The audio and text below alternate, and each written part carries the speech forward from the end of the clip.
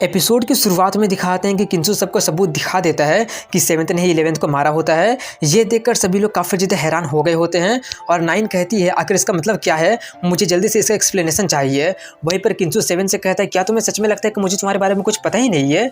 ये सुनकर 7 कहता है अगर मैं सच बोलूँ तो मैंने सच में तुम्हें अंडरएस्टिमेट कर दिया है। ये बोलकर वो सबसे कहता है कि 18 तब हम सभी लोगों का बहुत ही बड़ा खतरा बन चुका है। किंसु कहता है क्या तुम अभी भी लोगों को कंफ्यूज करना चाहते हो। ये बोलकर वो उस पर हमला करने आगे बढ़ता है, लेकिन 9 बीच में आकर कहती है उसका लाइफ मेरा है। ये देखकर किंसु उससे कहता है कि मेरे रास्ते से हट जाओ पागल कहीं के।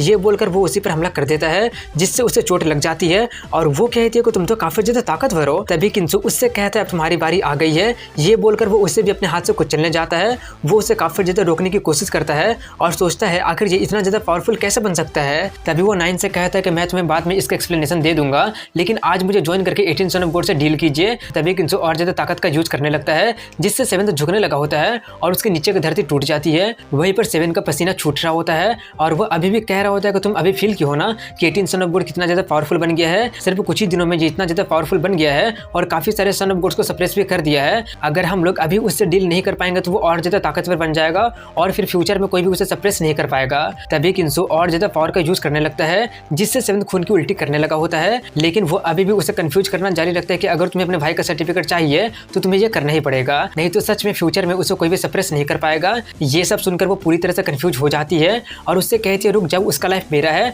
और मेरा भाई का सर्टिफिकेट मुझे वापस कर दो। ये सुनकर किंसु कहता है कि मैंने तुम्हें पागल बोलकर तुम्हारा काफी ज्यादा सम्मान कर दिया था, तुम्हारा दिमाग खराब हो रहा है क्या, इतना जल्दी कंफ्यूज कैसे हो सकती हो।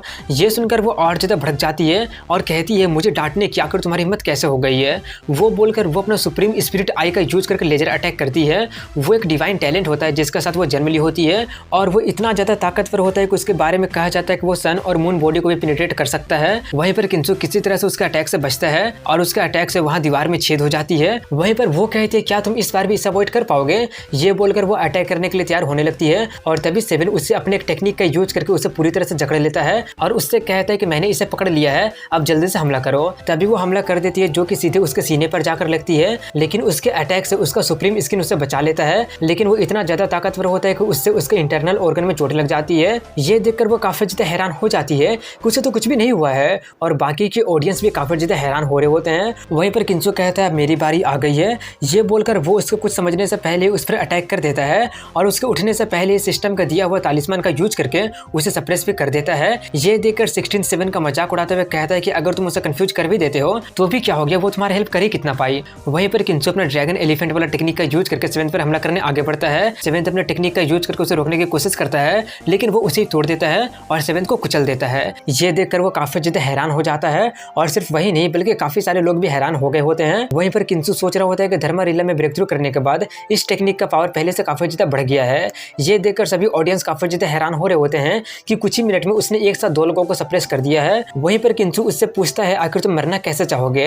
तभी 7 सभी की तरफ देखकर चिल्लाने लगा होता है कि जल्दी से मेरी मदद करो, मेरे बाद तुम लोगों का ये बारी आ जाएगा। 18 सन ऑफ गॉड काफी ज्यादा ताकतवर बन चुका है और कोई भी उसे रोक नहीं पाएगा। एक साथ मिलकर खत्म करने का अभी ही चांस है, नहीं तो बाद में कोई भी नहीं बच पाओगे। ये देखकर किंसु कहता है कि लगता है कि तुम्हें सच में पता है कि रिपेंट कैसे करना है। ये बोलकर वो एक स्वॉर्ड निकाल लेता है। ये देखकर 7 चिल्लाते हुए कहता है कि सभी लोग मेरी बात सुनो, सबसे पहले 18 सन ऑफ गॉड को मारो, नहीं तो वो बाद में सबको अपने पैरों के नीचे कुचल देगा। अगर तुम उसे अभी नहीं मारोगे तो कभी भी मार नहीं पाओगे। ये बोलते बोलते किंसु उसे मार देता है। ये देखकर सभी लोग काफी ज्यादा हैरान हो गए होते हैं, लेकिन तभी वो लोग देखते हैं कि वो मरा नहीं होता है बल्कि उसका लाश गायब हो जाता है और यहाँ पर पता चलता है कि उसने एक स्पिरिचुअल बॉडी को यूज किया है। इस तरह के बॉडी को तुम सीक्रेट जगह में छुपा कर रख सकते हो और दोबारा से डबल कल्टीवेट करके खुद को रीजनरेट कर सकते हो। ये देखकर किंसु कहता है कि अच्छा हुआ कि मैंने तुम्हें अंडरएस्टिमेट नहीं किया था, लगता है कि अब मुझे तुम्हारे साथ धीरे धीरे खेलना पड़ेगा। इसके बाद 7 सन ऑफ गॉड के घर को दिखाते हैं जहाँ पर वो खुद को किसी तरह से रीजनरेट कर लिया होता है और काफी ज्यादा डरते हुए कहता है कि फाइनली मैं सर्वाइव कर ही किया, ये बॉडी तो मुझे बिल्कुल भी निराश नहीं किया है।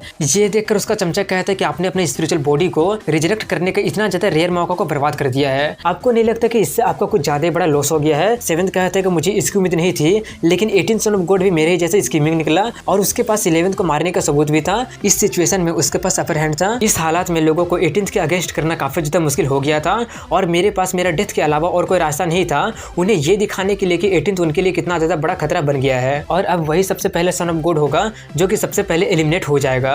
उसे तो हम लोग बिल्कुल भी और भी पावरफुल ग्रो नहीं होने दे सकते हैं। ये सुनकर उसके सभी फॉलोवर्स उसका काफी ज्यादा तारीफ करने लगे होते हैं और उसका चमचा कहता है कि अगर किंसु काफी ज्यादा ताकतवर भी होगा ना तो भी वो उन लोगों से बच नहीं पाएगा। वहीं पर उनकी मीटिंग को दिखाते हैं जहाँ पर वो 9 से उसका सर्टिफिकेट मांगता है और बदले में उसका लाइफ को बख्शने के लिए कहता है। वो कहते हैं कि जाकर कहीं पर सपने देखो, मैं तुम्हें बिल्कुल भी नहीं दूंगी। किंसु कहता है क्या तुम्हें सच में लगता है कि मैं तुम्हें मारूंगा नहीं? ये बोलकर वो उसके तरफ तलवार बढ़ा देता है, लेकिन तभी वहाँ पर 9 के फादर आकर चिल्लाकर कहते हैं कि सोचना भी मत। किंसु कहता है कि कोई भी आउटसाइडर इसमें दखल नहीं दे सकता है, रूल को मत तोड़िए। वो चिल्लाते हुए कहता है कि मेरा फैमिली ऑलरेडी एक संतान को खो चुका है और एक और को मरते हुए हम लोग ऐसे देख नहीं सकते हैं। तभी ठट कहने लगा होता है कि तुम्हें नहीं लगता है कि तुम कुछ ज्यादा वाइल्ड हो रहे हो? क्या तुम्हें लगता है कि सन ऑफ गॉड्स कोई चिकन के जैसा है जिसे कि जब तुम चाहो तब काट दोगे? तभी 13th और 15th भी आगे बढ़ते हुए कहते हैं कि चुपचाप हमारा सर्टिफिकेट वापस कर दो, और वो सभी लोग एक साथ अटैक करने के लिए कहते हैं। ये देखकर किंसु कहता है कि फिर से तुम्हारे रबिस का ग्रुप आ गया है। वहीं पर हालात को देखते हुए 14th का फादर कहते हैं कि अगर तुम अभी नहीं करोगे तो कब करोगे? ये सुनकर 14th के पास और कोई चारा नहीं होता है और वो कहता है कि मैं सिर्फ अपना सन ऑफ गॉड का सर्टिफिकेट चाहता हूँ, फिर बाद में मुझे और बाकी के लोगों को तुमसे डील करने के लिए मुझे ब्लेम मत करना।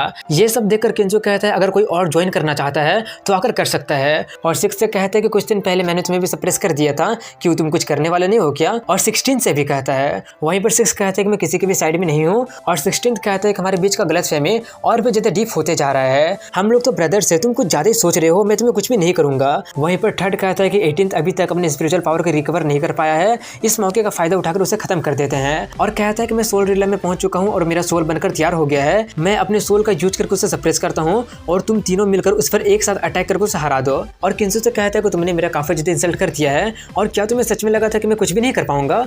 वो कहता है ऑफकोर्स तुम कुछ भी नहीं कर पाओगे।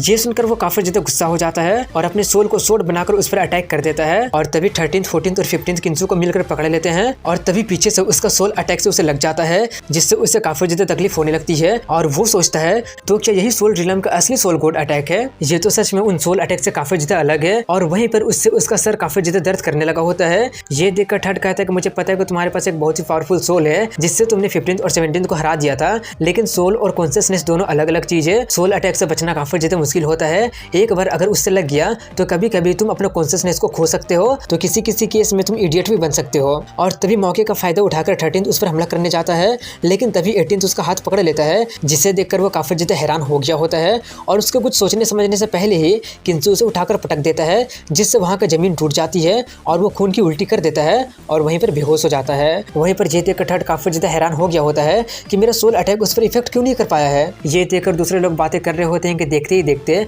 उसने 13th को भी सप्रेस कर दिया है। क्या तुम्हें अब डर लगने लगा है? क्या तुम भी फाइट को ज्वाइन करना चाहते हो? तभी एक मिस्टीरियस सन गॉड और वो भी सोल रिले में पहुंच चुका होता है, वो भी फाइट को ज्वाइन करते हुए कहता है कि मैं तुम लोगों को हेल्प करूंगा। ये बोलकर वो भी अपने सोल को सोड में बदल लेता है और उसका सोड ठट से काफी ज्यादा सॉलिड होता है। ये देखकर ठट कहता है कि अब जबकि सोल का सोड तुम्हें चोट नहीं पहुंचा पा रहा है तो हम लोग अपना अपना सोल का यूज करके तुम्हें सप्रेस करेंगे। ये बोलकर वो दोनों ही उस पर हमला करके उसे ट्रैप करने की कोशिश करते हैं और उन दोनों को सोल अटैक से किंसु पर काफी ज्यादा प्रेशर पड़ रहा होता है। उन दोनों का लेवल किंसु से काफी ज्यादा हाई होता है, इसलिए किंसु उनके प्रेशर से दब रहा होता है और उसका हिलना डुलना भी लगभग बंद हो गया होता है। लेकिन तभी वो अपना सोल सिल्क वर्म को निकालता है और उनके सोल सोड को खाने के लिए भेज देता है। ये देखकर वो लोग थोड़े से हैरान हो जाते हैं कि अब ये क्या चीज है। एक सन गॉड बताता है कि ये एक divine soul transformation silk worm है। 18th ने पहले ही डिवाइन सोल को कल्टीवेट कर लिया है, लेकिन इसका वाला सामान्य से काफी ज्यादा अलग लग रहा है। ये सुनकर ठट चिल्लाते हुए कहता है कि वो तो अभी अभी धर्म रिलम में एंटर किया है और वो सिर्फ अभी अपना डिवाइन कॉन्शियसनेस को ही कल्टीवेट कर सकता है, लेकिन वो इतना जल्दी अपना सोल को कल्टीवेट कैसे कर सकता है। दूसरा सन गॉड कहता है कि कुछ भी इम्पॉसिबल नहीं है, उसका पावर तो सच में काफी ज्यादा अविश्वसनीय है। 7th सन ऑफ गॉड बिल्कुल सही था, हम इसे ऐसे बिल्कुल भी नहीं छोड़ सकते हैं, जब तक हमारा सोल उसे सप्रेस करके रखा है, चलो उसे खत्म कर देते हैं। ये सुनकर सभी लोग मिलकर उस पर हमला करने जाते हैं और यहीं पर इस एपिसोड की एंडिंग हो जाती है।